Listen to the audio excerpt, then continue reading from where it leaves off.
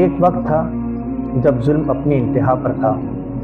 مصر کا بادشاہ فرعون خود کو خدا کہتا تھا اور بنی اسرائیل کو غلام بنا رکھا تھا۔ تب اللہ نے حضرت موسیٰ علیہ السلام کو بھیجا سچ کا پیغام لے کر۔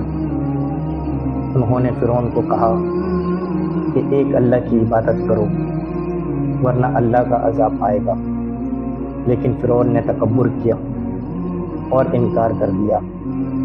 پھر ایک رات اللہ کا حکم آیا، موسیٰ اپنی قوم کو لے کر نکل جاؤ۔ حضرت موسیٰ علیہ السلام اپنی قوم کو لے کر روانہ ہو گئے، لیکن جب وہ سمندر کے پاس پہنچے تو پیچھے سے فرعون اپنی فوج کے ساتھ آ گیا۔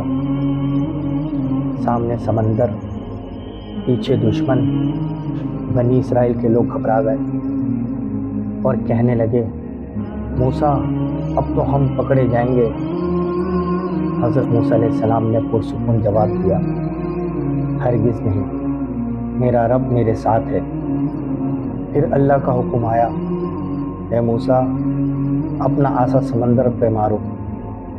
جیسے ہی عصا سمندر پر لگا، سمندر دو حصوں میں تقسیم ہو گیا، راستہ بن گیا اور حضرت موسیٰ علیہ السلام اپنی قوم کے ساتھ بحفاظت گزر گئے۔ اور جب فرعون نے اپنی فوج کے ساتھ اس راستے میں آیا تو سمندر واپس مل گیا اور فرعون اور اس کا لشکر ڈوب گیا۔